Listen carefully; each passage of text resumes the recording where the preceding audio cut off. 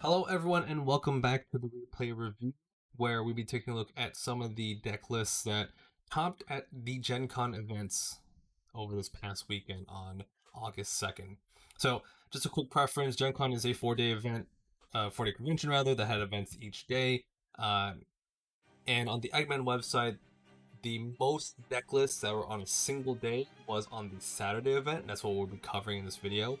Um, for the purposes of keeping data clean, I don't like to mix different days for different tournaments. I like to kind of like look at one tournament as a whole, as opposed to looking at the whole tournament list or the pop list for that tournament, especially when they're not consistently like we don't have, for example, all top 16 deck lists for each 4 days, right? If I had that, maybe I would be more inclined to put them all together as one data set for the entire weekend. But in this case, we have top 4 one day, top 4 another day. In this case, we have 9 deck lists, and it's like 1 through 6, a couple of miscellaneous placements after that, up until top 14. So, that being said, let's jump right into what the top. It's actually very interesting. We get to see blue-green, but not a blue-green that I'm familiar with. It's a new deck, Federation Aggro deck. Now, I remember from the video that Eggman put up that this was like a team effort where 3 people on the same team all played the same thing, card for card. It's yeah, I looked at the list, and it's really cool because they are running the exact same 50 cards, and they took 1 and 2 in this type of a 64-man event. Now, after that, we got Wing Zero. That one, I think we expected to be in the top tables. And in 4th place, Dark Horse deck, the Real White Justice Players. I'm definitely interested to look into that and to see the data behind that as we go through the video. But without further ado, let's kick it off with the overall color combinations for these lists. Right now, we have 4 green-blue. That's 3 people of the same team running the same deck, along with 1 person running something different. We had 2 green-white, 2 blue-red, and 1 red-white. Now, this one is fun to me because we don't see it at all. I think everyone here can agree that we got to have a little bit of a break and talk about something different than just me talking about blue-white all the time. But it's interesting because, again, this is a 4-day event. Now, on certain days from certain metas, right? It's very refreshing to know that if we go to the Eggman website and look at the deck list, you don't see the same names, the same color combinations top all in the top 4 each of the days. I think that's a very good sign that people are willing to play different decks. B, there's a lot of creativity going on, especially with what we have here today.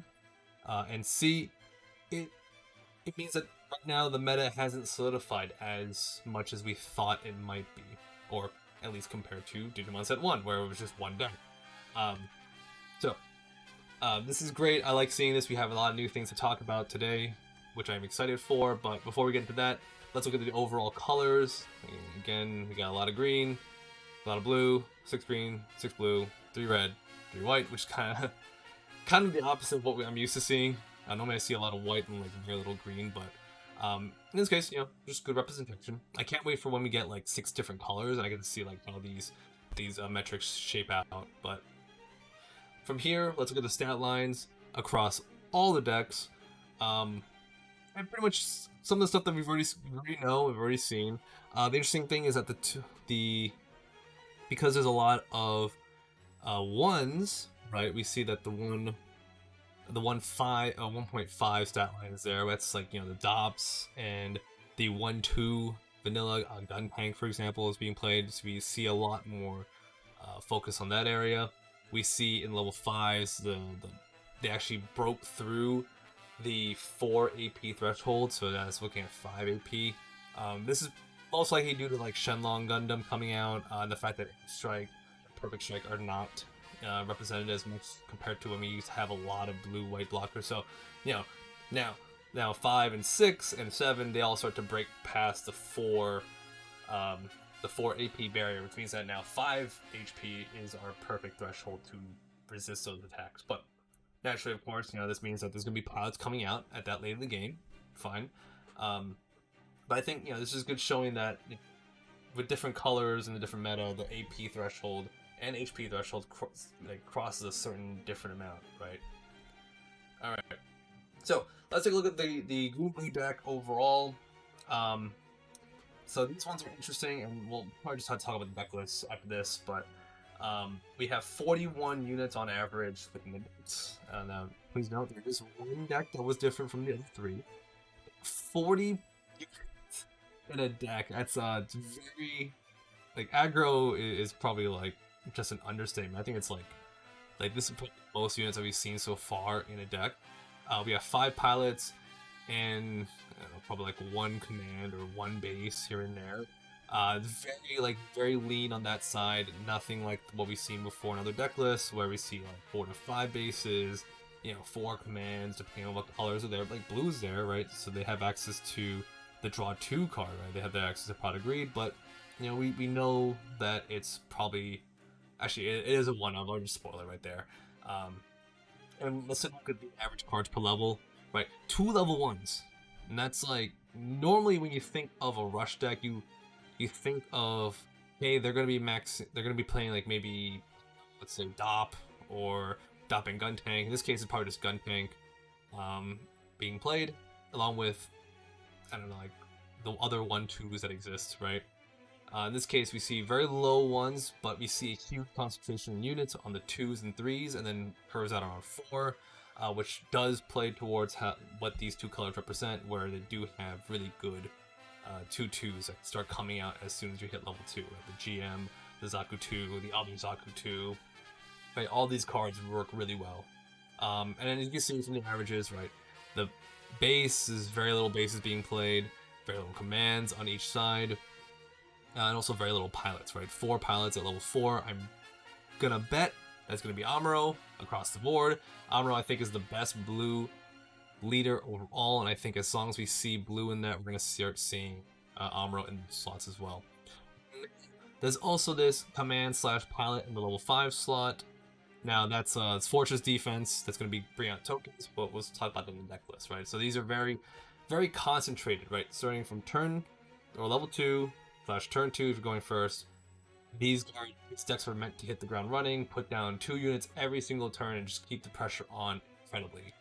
And as an aggro player, I love that. It's a really good change of pace from the control blocker heavy style meta we've seen. Now, looking at the averages for the decks, for their costs, right? We do see that there is going to be a mix of the 1/1 dump and the 1/2 vanillas as well in the level 1 slot. In the level 2 slots, that's a combination of your 2/2 vanillas and your Zaku 1s. Zaku 2s that are a 1-drop from the star deck. And then as we go to 3 and 4, right, they're not 3 isn't really crossing over the 3 AP threshold. There's most likely like some guys that do have 3 AP, but for the more, it looks like there's just some 2 AP cards that are bringing that average down. And then level 4 is just meant to be, I believe it's just going to be Star Deck Gundam, which once it's paired, it'll bring up all the numbers up by 1 AP. So it's a really concentrated, really low to the ground. Early game, it's just meant to just start swinging. And let's look at the deck list, right? So here we are. In these cases, the top 2 decks do not play any level 1s, right? The level 1s all coming from the other blue-green deck. But in this case, from here, as you can see from the chart on the top, everything is concentrated starting in the level 2, 3, 4. And also, let's talk about the non-unit cards, right? 2 Fortress Defense, 1 Control Resolve, 1 base, the 06 base, and 4 Amuro. So it's meant to just draw units and put them down. Now, to me, the most interesting part here, actually there's 2. The first one stands out is Jade. This card, I remember being at locals on Friday and just talking about like, man, I hope I don't pull a Dragon from my promo pack because it's the worst one in it. Well, by golly, these guys, they played 4 in it, and I can see why, because as soon as you drop like a GM and a gun tank or something else, these Dragons become 2, 3, 1 drops. And you just you swarm the field from there, and we have other like familiar faces like Reziel. We have the Stardust Gundam. We have the GM, the 2-2. We have my favorites like G Fighter and the Vanilla Gundam as well. I love the Vanilla Gundam, the 3-4 stat line, and the fact that you can link with Amuro from there. But we also have like extra cards that you would have seen in a blue-red deck, like Angsha, Gun Tank. These 2 cards are meant for ping damage, and the Gun Tank. I gotta talk about this for a second. The Gun Tank is amazing because let's say you're playing against blue-white, right? You have a Zaku 2. You're gonna swing in. They're not gonna, they're gonna eat the damage or they'll break the base, whatever. Next turn, they're gonna swing into your Zaku 2. Okay, it lives, great. Next turn, you can play your Gun Tank and pop it. So it does allow for clean trades early on, and then the best part, I think, and this might just be surface level scratch and surface. These guys might have great trick plays after this, but any turn that the Gun Tank is on the field, the turns after, the G Fighter can come in and give it high maneuver, which is hilarious to me because then you just get an unblockable 1-2 breaking shields. So I love it. I love that card in the deck. Gun Cannon is also a very, very strong card to have, especially when you pair, like, the only pilot here is Amuro. And Dolza, I guess. But Amuro, for example, you pair it with Gun Cannon, you get to rest 2 things. And most likely, you're going to be resting Lifrit and Zwar. Those are the 2 early blockers that are able to be affected by this as early as turn 4. And which means that your entire field, if you can somehow start like with the most optimal setup, you should have like 5 units at that point. If I did my math right, it should be 4, because you used up part of your turn for the Gun Cannon on turn 4. But anyway, you should be able to just have an entire board of dudes out in the field, and you can start swinging in. And most decks are too slow to react to this because their entire turn 2 is Zwart, their entire turn 3 is going to be Lifrit, and they can't do anything after that. And I really want to try this deck out. It's amazingly like fast, and it has such great card choices and card synergies between like just simple stuff like the Zaku's, right? And of course you have the Fortress Defense, which just summons 2 more guys when you run out of steam, if you run out of steam. So it just adds extra pressure on late game, like, because once you have Reziel, once you have like Gundam on the star deck, you pair with Amuro, you're able to break bases left, right, and center if the game even lasts that long. Like, this deck should achieve turn 5 kills. Yeah, that's just me like just eyeballing it. Again, I could talk forever about this, but this deck is one thing I'm definitely want to try out at the locals next time I'm able to go. Definitely excited for them. Now, this is the other list, not the other green-blue list. This does Dom, this one's with Pisces. It's similar to Char, like the 1 Year War High Maneuver deck, right? You have the G Fighter, you got the Gundam, you have the Gun Tank, which has the same purpose as what I said before in the other deck. And it has the 12 Char units, along with Char himself. But the difference between this and any other deck that I've made so far is that it has Siege Ploy and Intercept Orders as cards that enable the ability to rest an enemy unit and allow your guys to start swinging for the fences. And again, I love this kind of stuff. It's really good in terms of punishing your opponent for trying to rush you. You can just go ahead and rest their guys or stop their rush a little bit, right? Now, depending on when these cards show up in your shield, but when you draw them, it's even better because at different points in the game, or in turn 3 or turn 4, you get to go ahead and rest their blockers. I think that Siege Ploy is definitely more useful to Intercept Orders just because it costs 1. But it also targets 5 or less, so it's like another Amuro, right? In this case, you get to just go to town in terms of setting up your field, and then you can use your the 1-drop weenie just to poke damage through.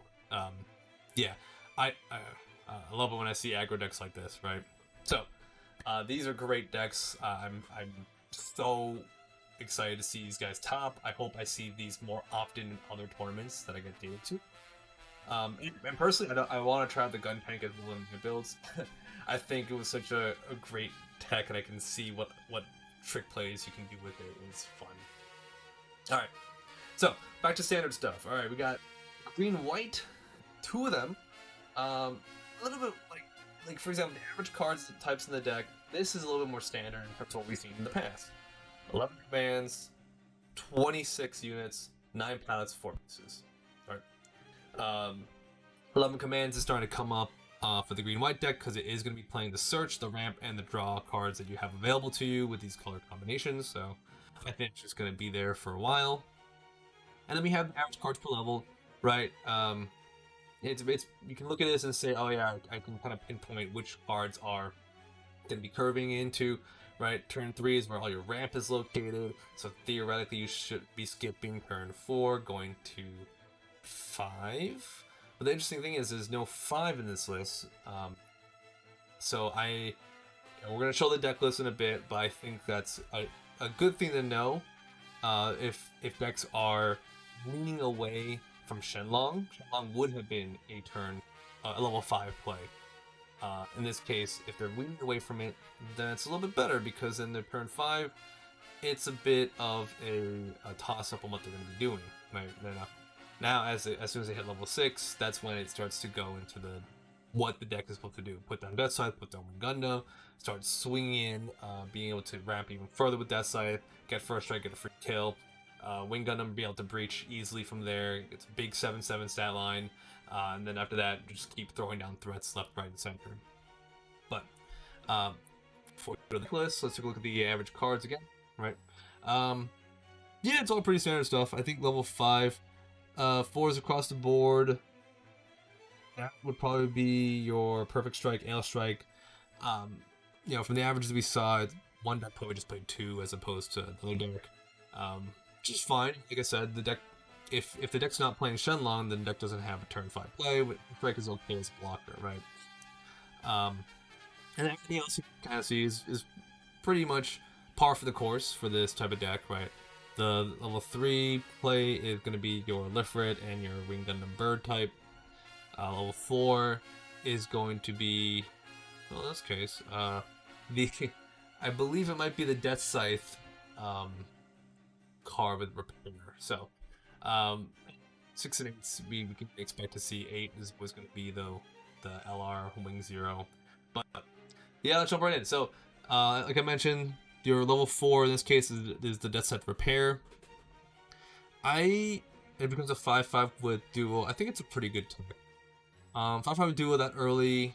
Yeah, I mean, I gotta see it in action. I gotta get my face beaten by it to see, like, what the situation is that calls for this. Aside from it just being another link unit that's cheap, so it might be kind of a strategy where it's not. It's just use the extra duos to play a cheap link unit towards the end game. I think that's also a possibility. I know I would do that. But from here, actually look at the bottom, right, with the commands. 2 unforeseen incidents. Now, I think this is one of the first times we start to see these pop up in lists. It's gonna be interesting, right? It's one of those cards that it's AP, and it's typically like a combat trick, I believe, where, for example, your opponent swings at a blocker. You can just use it to get rid of it, or personally, I would use it with, trying to keep my Wing 0 alive as much as possible. Like, if, for example, because I have the Wing 0, the Wing Gundam from the starter deck, it's 7/7. I'm gonna swing to something, let's say 4, bring my HP down to 3. They're most likely gonna try to trade it because they're gonna avoid the breach as much as possible. Unforeseen incident means that anything that's like less than 6, so 5 and below, means that your Wing Gundam's living. They're gonna have to try to trade more cards into it, which means that you get to go ahead and breach again.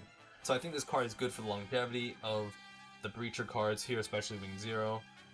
Wing Gundam, I gotta stop doing that. But yeah, I mean, without Shenlong, there is no turn 5 play, so ideally this deck will want to ramp on turn 4, instead of trying to do it immediately on turn 3. So just like by winning off that extra turn is allowing it to go from 4 to 6, which allows it to be play right to Death Scythe. Death Scythe brings it to 8, and then you're off to the races from there. Cool. Yeah, no, I think it's a great innovation from here. We saw Shenlong pop up one week. You see it go away in this week. So I think Unforeseen Incident is a good tech to put in this deck. Okay, so now we got the blue-red decks. Now these are going to be your the Cyber New type decks with the ping damage and all that stuff. So units we got around 33, pilots we got 8, commands we got 5, and bases 4 to 5. Right, so pretty standard stuff for this type of deck. In this case, the extra command is going to be interesting to me because I'm only used to seeing the 4 draw 2 spells. Sure, Resolves is pretty much I think going to be in that slot, but we'll see which ones are coming up in that. Now, for the average cards, we see a big concentration on level 2s and level 3s, right, for units. Level 4s, you know, it's got 9 in there. I believe that's the vanilla Kashtira, along with the Starlight Gundam as well, along with I believe the 3/3 that deals 1 damage as well. So those are all level 4s that go in the deck. But yeah, the level 5s being 3.5 is actually interesting, since that means they're not running a full playset of the LR Kashtira. Sure, that's an Axis choice or meta choice. And level 6 means those running less Banshee than we would expect. So from here, we know the average breakdown, right? It's everything starts hitting 3 AP as soon as you hit level 3, which is good. But the level 4s, you know, you see that they're all hitting about 4 HP from there, so they're giving themselves a nice little buffer. And of course, because the deck deals extra 1 damage here and there, the AP numbers themselves are inflated up. Alright, so this on the list, couple of callouts. The first, and I believe that this is Eggman's actual list, is the Garazulu. Garazulu pairs with the Cyber New type, which is Marita. It is a 3/2 link, so you can link it on turn 4. But it is yet another link unit for Marita to use, right? Another way to close out the game. 3/2 is a pretty good stat line that early on. And then he's running 1 Gen Cannon, which again, like I mentioned with the first deck we saw, when you pair with Amuro, you get to rest 2 things. So very, very fast momentum from there. So 3 Kashtiras and 2 Unicorn Destroy modes. So this does make a little bit of sense. It's centered mostly around the lower class guys, and then it's playing cleanup from there with these 2 big guys. I would imagine you don't want to see 4 of either or in your hand at any point, unless it's going to clog. So I think the 3 and the 2, because you only need 1, and you can probably only pull off Banshee once per game anyway. So I think going down there is a pretty good choice. For the bases we got the Corsica base that spawns the Tall Geese token, the 4/2. So in my opinion, I like it as a going first type card, or if you play it on curve, you get a 4/2 attacker. And the Facilius is the other base that we see here to give something +1 AP, which allows your GMs, your Jins to break the base they break the space pretty easy from there.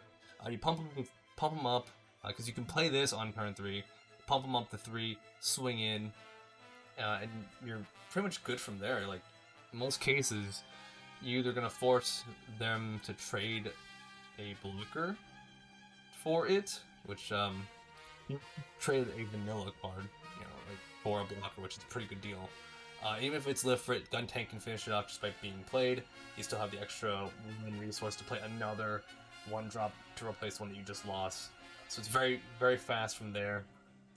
This deck kind of destroys slower decks as well, since it forces them to have bad decisions early on.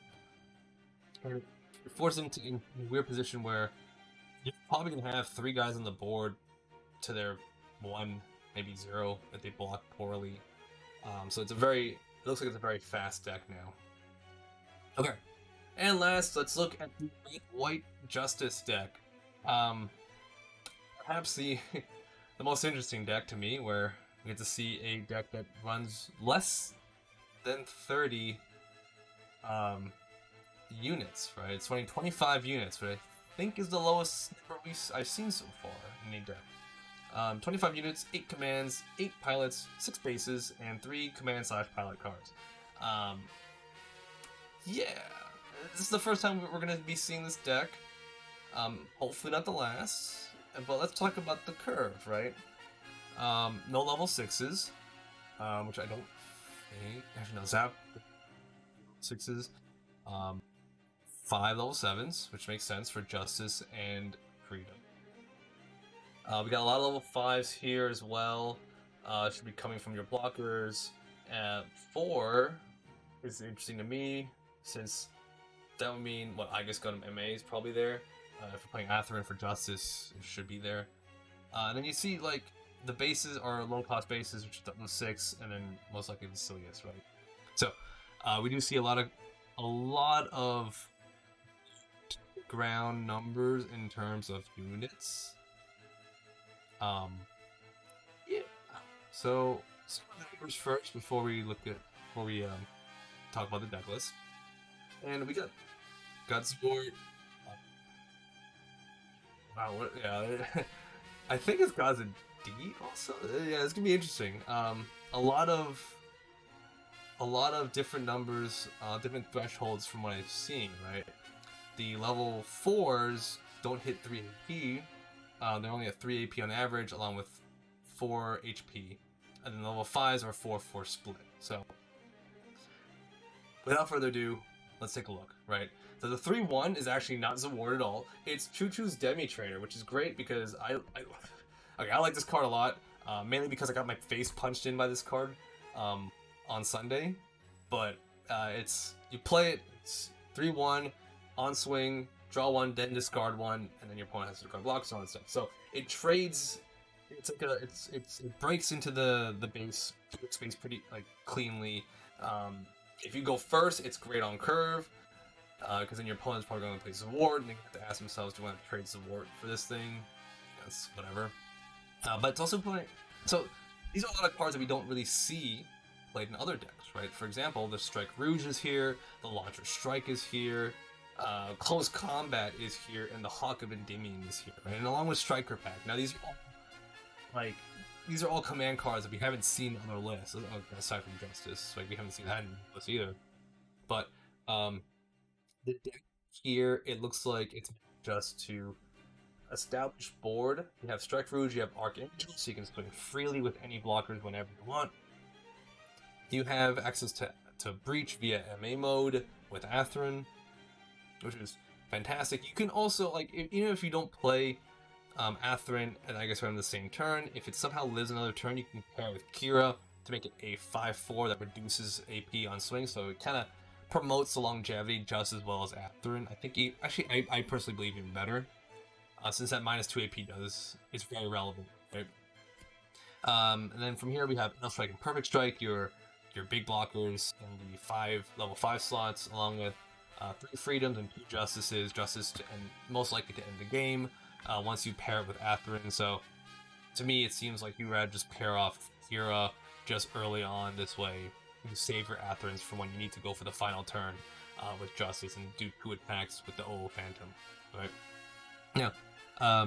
2 close combats. I think it's interesting because I'm trying to think of what turn in the game where you would probably hold off from playing something. Most likely turn 6. Assuming you're playing everything on curve, turn 6 you don't have something on turn 6, so turn 6 can be devoted to using combat tricks to win advantage on the board. Yeah, it can soften things up for MA mode. It can probably just outright kill Zaward blockers, right?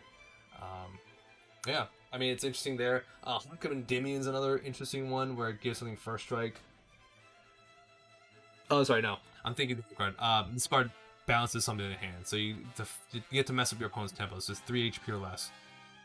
Yeah, first strike. Yeah. Oh no, it's the Miguel card. Alright, that card sucks. Sorry.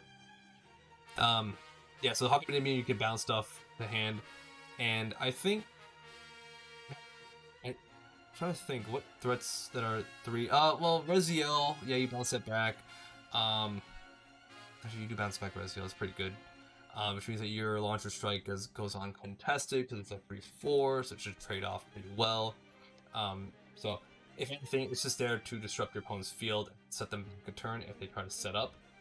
And then from here we also have Striker Pack, which deploys blockers depending on which mode. You do get a 2/4 or a 4/2, depending if you play it on your turn. If it's played from burst, you get the 3/3 out. I think this works out as a way to like punish aggro decks a little bit. I think it's there just to be in like a more flexible version of Gundam Lifrit. Since in this case, this deck wants to play Strike Rouge on turn at level 3, and then from there being able to start swinging with Launch Strike Gundam, right? Because you can do that turn 4, pair it off with Kira, and then you get your Link unit right there. Yeah, I think Striker Pike's a pretty cool tech choice, honestly, especially when you're dealing with an aggro heavy meta. Getting that 3/3 blocker means that you can block one thing, the next turn you have it still up. Your opponent then will have to choose if they want to trade into it that same turn, or because it's blocker, you go ahead and start swinging for the fences with it. Use Strike Rouge or Archangel to get it back up. So I think it's pretty cool to have in the deck. But yeah, it's man, it's a very this is a very Seed-esque deck, and I do like it because we are seeing Justice for the first time pop up in a list. It's an LR that I think is underappreciated and undervalued, mainly because, well, Hawthorne's not that good of a link ability, to be honest with it. It seems very mismatched. But, it seems like there was a niche in this deck, and it was a very concentrated effort to try to come up with that end game, and I like it. But I like creative decks as a whole. It's not a surprise to me that something creative like this would end up topping like that. So, with that being said, that's it for the analysis for Gencon Saturday and the replay review for this week. If anything, I will be fielding requests. If you are local, there's a way to collect deck lists and collect data. I would love to take a look at that, and I can analyze your local. I can promote it as well, since any more push we can do for Gundam to get more players into the game is much appreciated and much needed. And I want to do my part to make sure that this community grows as much as it can be, despite the knowingly lack of product currently available in the market. But with that being said, if you are keen and have a way to get deck lists, I can handle the data from there. Just send me an email at replayworkscontact@gmail.com, and we can discuss. We can keep discussing on what we want to cover, what's interesting to you, interesting to your local meta, and also if you want to leave a comment just saying, hey, this is what our locals is looking like. I've started seeing posts on the main Gundam Facebook group about people and their breakdown of locals, which is great. I love seeing that. Me as a data nerd, I just wanted to see what the numbers are, see what decks are being used, and what card choices people are playing. I like the fact that this game is so much creativity and personality that goes in these decks. But with that being said, thank you everyone for watching. Leave a like, comment below. Don't forget to subscribe to the channel if you made it this far. I do appreciate all of the support the past week and a half that the channel has grown. It's been a great roller coaster ride for me and the rest of the Replay Works team, because we got a lot of stuff coming down the pipeline, and Gundam's just the start of it. But with that, I got nothing else. I'll catch everyone in the next one, and we'll see you there.